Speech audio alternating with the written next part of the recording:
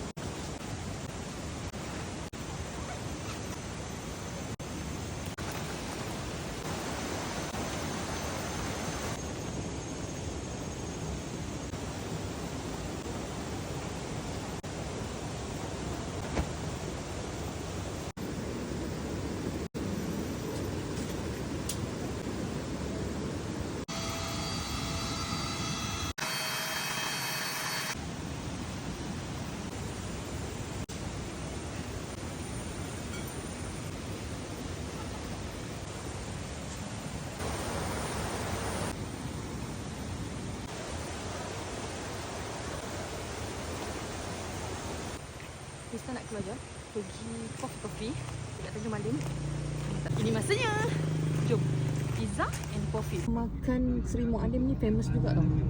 So korang tengok serius lah. Tanjung Malim pun ada kopi bean man. Hebat orang Tanjung Malim. Hebat. Kita try cari repellent spray untuk kulit dekat farmasi kalau ada. Ini dia memang untuk kulit. So kau boleh spray kat badan. Tapi muka sangat bahayalah sebab kadang-kadang kita punya kulit sensitif kan kat bentang muka kan. So kalau kat body dia okey. Okay, RM18.90. So now kita kat DIY pula. Cik dekat sini dia kata kat level 1. So korang jangan buang masa. Plastik sampah pun kita lupa bawa sebenarnya. Sebabkan dia RM2.20 kita beli je lah. Okay, ni yang kita perlukan. Sebenarnya dia senang vacuum. Tapi sister dah ada vacuum tu. So next time dia senang. Okay, dah dapat.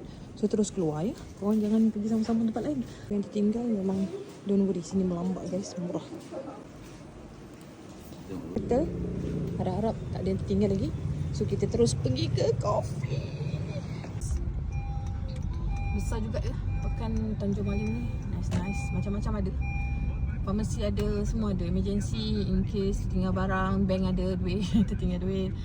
Okay, dah sampai to Mice Coffee. Kita ada kopi. What happened? No, sorry. Coffee, no coffee? Kopi tak ada, Messi masak.